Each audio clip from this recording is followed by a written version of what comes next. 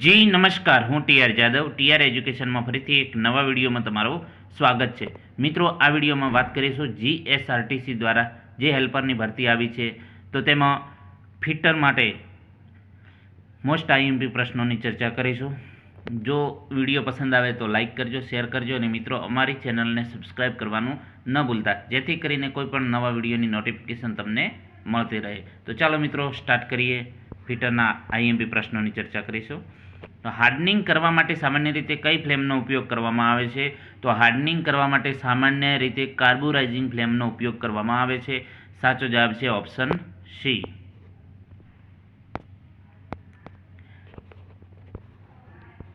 બીજા પ્રશ્નની વાત કરીશું. કોઈ પણ ધાતુને જરૂરી તાપમાન સુધી ગરમ કરી તે તાપમાન જાળવી રાખવાની ક્રિયાને શું કહે છે? કોઈ પણ ધાતુને જરૂરી તાપમાન સુધી ગરમ કરી તે તાપમાન જાળવી રાખવાની પ્રક્રિયાને શું કહેવામાં આવે છે? તો તે પ્રક્રિયાને શોકિંગ તરીકે ઓળખવામાં આવે છે. ઓપ્શન સી સાચો જવાબ છે. નેક્સ્ટ, કયા પ્રકારના સાઇન બારનો ઉપયોગ સૌથી વધુ થાય છે? કયા પ્રકારના સાઇન બારનો ઉપયોગ સૌથી વધુ થાય છે? તો તેનો સાચો જવાબ છે option A, roller type. Roller type sine બારનો સૌથી વધુ ઉપયોગ થાય છે. નેક્સ્ટ, મશીનોને કેલિબ્રેટ કરવા માટે કયા પ્રમાણભૂત ગેજનો ઉપયોગ થાય છે? તો મશીનોને કેલિબ્રેટ કરવા માટે સ્લિપ ગેજનો ઉપયોગ થાય છે. ઓપ્શન સાચો જ ઓપ્શન એ. નેક્સ્ટ, નળાકારના ઇન્ટરનલ થ્રેડ ચેક કરવા માટે કયો ગેજ વપરાય છે? તો નળાકારના ઇન્ટરનલ થ્રેડ ચેક કરવા માટે થ્રેડ પ્લગ ગેજ વપરાય છે. Thread plug gauge. Option C સાચો જવાબ છે. નેક્સ્ટ, બે સપાટીઓ વચ્ચેનું બારીક અંતર માપવા માટે કયો ગેજ વપરાય છે? તો બે સપાટી વચ્ચેનું બારીક અંતર માપવા માટે ફિલર ગેજ વપરાય છે. સાચો જવાબ છે ફિલર ગેજ. ઓપ્શન બી સાચો જવાબ છે. નેક્સ્ટ, જોબની ત્રિજ્યા માપવા માટે કયો ગેજ વપરાય છે? તો જોબની ત્રિજ્યા માપવા માટે રેડિયસ ગેજ વપરાય છે. મોસ્ટ આઈએમપી પ્રશ્ન છે, રેડિયસ ગેજ. ઓપ્શન સી સાચો જવાબ છે. નેક્સ્ટ, વસ્તુની સપાટીનો દેખાવ સુધારવા માટે ફ્રોસ્ટિંગ પ્રક્રિયા પહેલાં કઈ પ્રક્રિયા કરવી પડે છે? વસ્તુની સપાટીનો દેખાવ સુધારવા માટે ફ્રોસ્ટિંગ પ્રક્રિયા પહેલાં હોનિંગ પ્રક્રિયા કરવામાં આવે છે. સાચો જવાબ છે ઓપ્શન બી. નેક્સ્ટ, ફાઇન એબ્રેસિવ મટીરિયલનો ઉપયોગ કરી કરવામાં આવતા પ્રિસિઝન ફિનિશિંગ ઓપરેશનને શું કહે છે? ફાઇન એબ્રેસિવ મટીરિયલનો ઉપયોગ કરી કરવામાં આવતા પ્રિસિઝન ફિનિશિંગ ઓપરેશનને શું કહે છે? તો તેનો સાચો જવાબ છે ઓપ્શન ડી, લેપિંગ તરીકે ઓળખવામાં આવે છે.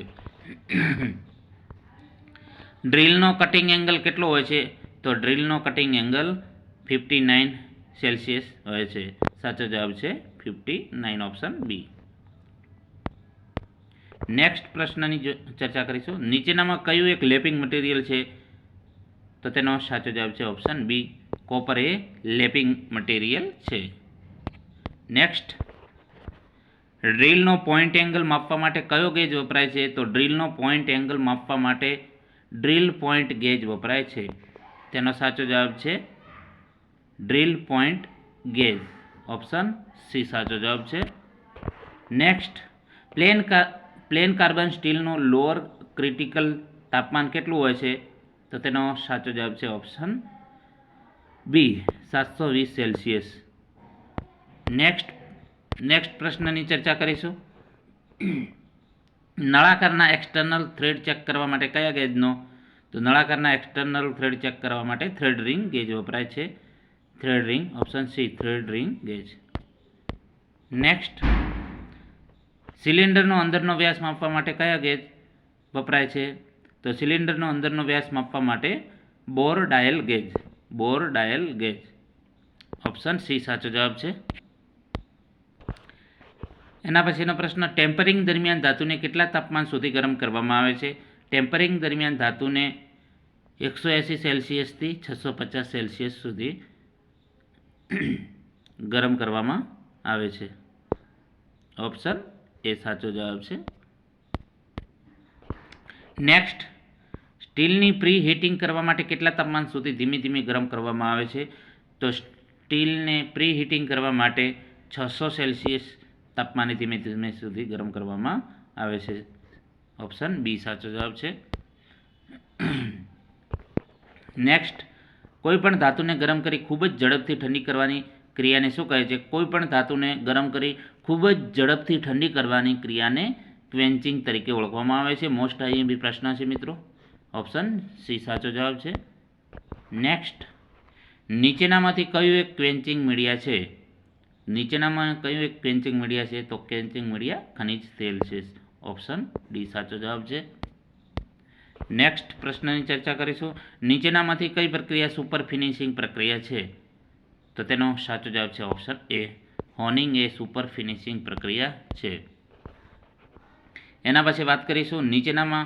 નીચે પૈકી કઈ હીટ ટ્રીટમેન્ટ પ્રક્રિયામાં ધાતુને ભઠ્ઠીની અંદર જ ઠંડી થવા દેવામાં આવે છે? તો તેનો સાચો જવાબ છે એનેલિંગ. ઓપ્શન બી સાચો જવાબ છે એનેલિંગ. ઇન્ટરચેન્જેબિલિટી જાળવી રાખવા વસ્તુના માપ સાઇઝ ચેક કરવા માટે શેનો ઉપયોગ કરવામાં આવે છે? તો તેનો સાચો જવાબ છે ગેજ. ઓપ્શન સી સાચો જવાબ છે ગેજ. નેક્સ્ટ, સામાન્ય રીતે ગેજ કયા મટીરિયલમાંથી બનાવવામાં આવે છે? તો સામાન્ય રીતે ગેજ એલોય સ્ટીલમાંથી બનાવવામાં આવે છે. ઓપ્શન એ સાચો જવાબ છે. એના પછીનો પ્રશ્ન જોઈશું. ડ્રીલ બીટની સાઇઝ ચેક કરવા માટે કયા ગેજનો ઉપયોગ થાય છે? તો ડ્રીલ ગેજ. ઓપ્શન સી સાચો જવાબ છે. નેક્સ્ટ, નીચેના પૈકી કઈ હીટ ટ્રીટમેન્ટ પ્રક્રિયામાં ધાતુને ખુલ્લી હવામાં એટલે કે રૂમ ટેમ્પરેચરે ઠંડી થવા દેવામાં આવે છે? તો તેનો સાચો જવાબ છે ઓપ્શન સી નોર્મલાઇઝિંગ, જેમાં ખુલ્લી હવામાં ઠંડુ થવા દેવામાં આવે છે. તો મિત્રો, જે ફિટરના મોસ્ટ આઈએમપી પ્રશ્નોની ચર્ચા કરી. જો વિડીયો પસંદ આવે તો લાઇક કરજો, શેર કરજો અને મિત્રો અમારી ચેનલને સબસ્ક્રાઇબ કરવાનું ન ભૂલતા. Thank you for watching this video.